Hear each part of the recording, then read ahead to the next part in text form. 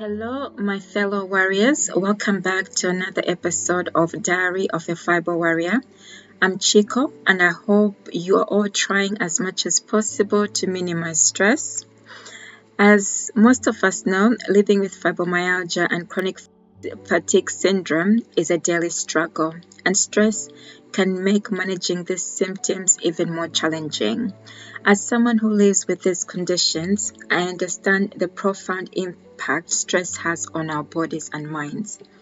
Let's explore how stress can affect fibromyalgia, including strategies to minimize its triggers.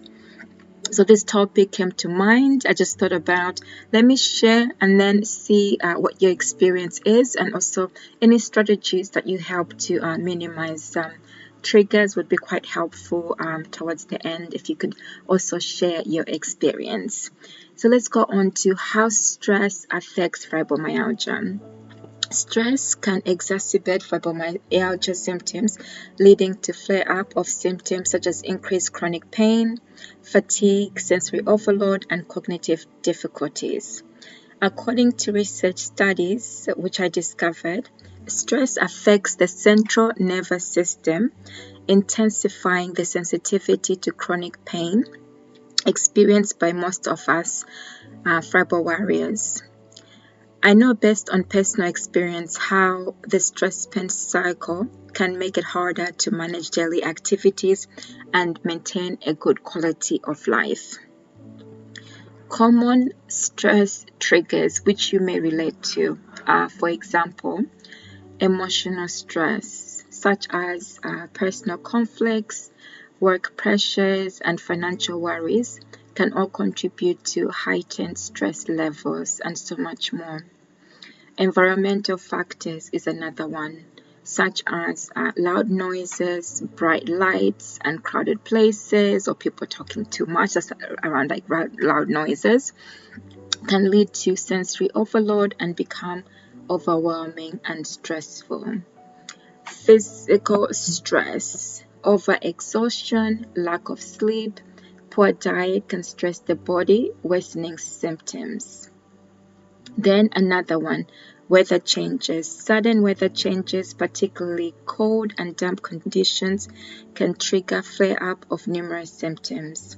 High temperatures can also exacerbate symptoms, causing increased fatigue, dehydration, and heat intolerance. You may find that like with fatigue, your body is slowing down, including cognitively. You're struggling to stay alert. Then tips on how to minimize stress. Easier said than done. Managing stress can be especially challenging for those of us living with chronic illnesses.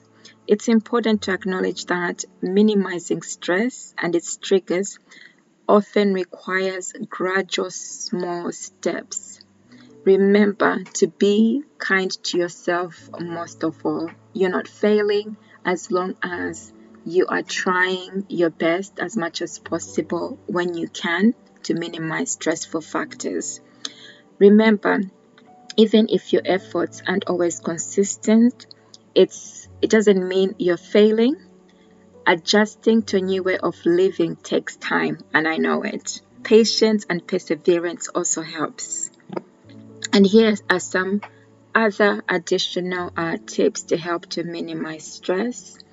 Practicing pacing, mindfulness, and meditation. When it comes to pacing in relation to daily activities and communication with others, one of the first things I usually ask myself is, and this has become a routine habit of mine, which I don't even think about anymore, is I often ask myself, is it worth doing right now or can it wait? Followed by, what is the worst thing that can happen if I don't do it right now? And in most cases, I find that most of the things that I'm thinking of doing, I don't need to act on them right away. So I have over time learned how to take things much more at a manageable pace, and also to ease any exertion on myself or any guilt feelings, to be responsive when I'm not as well as I can be. I found that this also helps with preserving energy and minimizing stress. Mindfulness techniques and meditation can also help calm the mind and reduce stress. Apps like Headspace and Calm offer guided meditations specifically designed for stress relief. And if you find that you're not at the stage where you can feel you can manage meditation, it's also about finding and connecting to things that you enjoy, such as watching your favorite movies or listening to your favorite music, as long as it's something that helps you to relax and to calm down. Then moving on into establishing a regular sleep routine. This can be very challenging if you also suffer from chronic fatigue syndrome and insomnia, like most of us warriors. Again, try not to be hard on yourself and set a routine which works best for you. Create a relaxing bedtime routine. Keep your bedroom temperature at the temperature which works best for you. And try to minimize lighting as well. If being in the dark works for you and helps you to calm down, that's something as well that could be useful. Avoid screens or minimize the use of screens just before bed.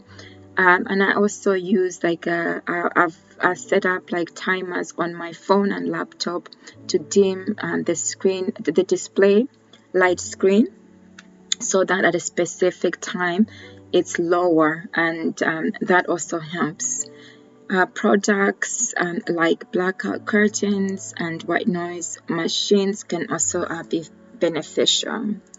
Then the other one is gentle exercise. Regular gentle exercise such as walking, yoga, tai chi, or swimming can help reduce stress and improve overall well-being. These activities can increase endorphins, the body's natural stress relievers. So it's again connecting to activities which you authentically enjoy and connect to and will do much easier. So if it's walking and you do it without giving it a second thought, and you enjoy being out in nature, then that's something that you do as often as you can. Then moving on to healthy diet. A balanced diet rich in anti-inflammatory foods can help manage symptoms. This can take time because it takes understanding also and being mindful into how your body responds to certain foods. And this is something that you will discover that as a result of being diagnosed with fibromyalgia, you may experience a lot more intolerances. So it's being mindful and always being alert of what are the potential triggers to food and minimizing those, or finding ways to eliminate them with professional support if that's required. So incorporate plenty of fruits, vegetables, lean proteins, and whole grains into your meals.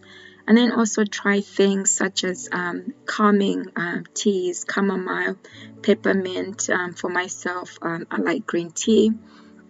Often take decaffeinated drinks just to maintain a good balance in terms of stress and energy levels as well. It is also good to, as I mentioned before, just be mindful to any sensitivities which potentially food sensitivities which are causing further distress, including stomach pain, because then that can also lead to feeling stressed. And over time, you will learn which foods work best for you if you haven't already discovered it. So and then moving on to the next one, stay cool in hot weather. So to manage symptoms during hot weather, stay hydrated, wear loose clothing, breathable clothing, and use cooling products like fans or cooling towels. Finding things which work best for you. Again, you will know through trial and error what works best for you. Avoid outdoor activities during heat peak hours and seek air-conditioned environments. So for example, like during summertime, if I do want to go out for a walk, I am mindful to go out earlier or in the evening, and to avoid peak hours when it's too hot in terms of doing any extraneous activities or at a faster pace. Then moving on to stress management techniques and supportive networks. Cognitive behavior therapy and other stress management techniques can provide tools to cope with stress. There's also various guides via YouTube, for instance, where you can find useful information on how to what can help in terms of stress management techniques if you're not able to access CBT therapy, for instance, cognitive behavior therapy. There are other online resources. Then the most important one as well, which I've mentioned in other blog posts and podcasts, is a supportive network, and I can never emphasize it enough. Surround yourself with supportive friends, family, and support groups. Connect with people who understand your experience, can help you reduce feelings of isolation and stress. Then my favorite one of all is a goodies bag. Having a goodies bag which is easily accessible, that's filled with your favorite items, including snacks, can be a lifesaver, a game changer, especially on days when you're not feeling great. Having these items easily accessible can alleviate some stress, because then you're not having to think, oh my goodness, on the days that you're experiencing cognitive fatigue, or you're going through chronic pain, and you can't get yourself out of bed, on your sofa, wherever you may be. You know that there's something easily accessible that you don't even have to you don't have to move until you're ready to, or your body and mind is ready to. So having things like your favorite blanket, if you're often intolerant to the cold, having your water there, a flask like with a hot drink, so it's just ready and handy, just makes life so much easier. For me, it's been very handy. Then in my blog post as well, there's recommendations of products and services like mindfulness apps, sleep aids, and exercise programs, which I've just already highlighted, dietary supplements and herbal teas, which you can have a look at, and some of these things you might already be using, and some of them you may not, but if there's something that comes up that you're using and which hasn't been highlighted, do feel free to share. It's something that which has helped you as well.